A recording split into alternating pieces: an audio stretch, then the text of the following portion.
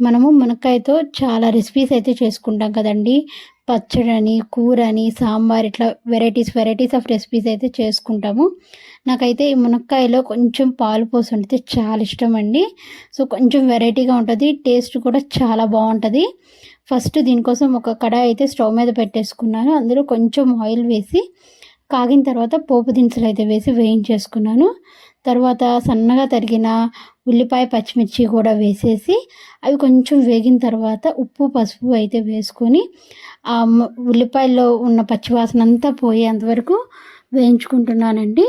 తర్వాత ఇందులో కట్ చేసుకున్న ములక్కాయ ముక్కలు కూడా వేసేసుకొని బాగా కలుపుకొని ఒక 10 నిమిషాల వరకు మగ్గించుకోండి. మూత పెట్టుకొని మగ్గిన తర్వాత ఇందులో 2 టేబుల్ స్పూన్ల కారం అయితే వేసేసుకున్నాను.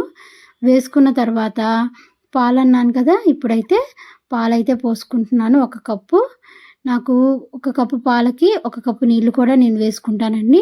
లేదు మాకు నీళ్ళు అవసరం లేదనుకుంటే మీరు అచ్చం పాలతోనే చేసేసుకోవచ్చు. ఇలా చేసుకున్న తర్వాత ఒక 10 మినిట్స్ మూత పెట్టుకొని బాగా ఉడికించుకోండి. ఉడికించుకున్న తర్వాత ఇట్లా నూనె అయితే బాగా పైకి తేలుతుంది. అప్పుడు మనం మునక్కాయ పాలు కర్రీ అయితే ప్రిపేర్ అయిపోయినట్లే. మంచిగా వేడివేడి అన్నంలో తింటే చాలా బాగుంటుంది.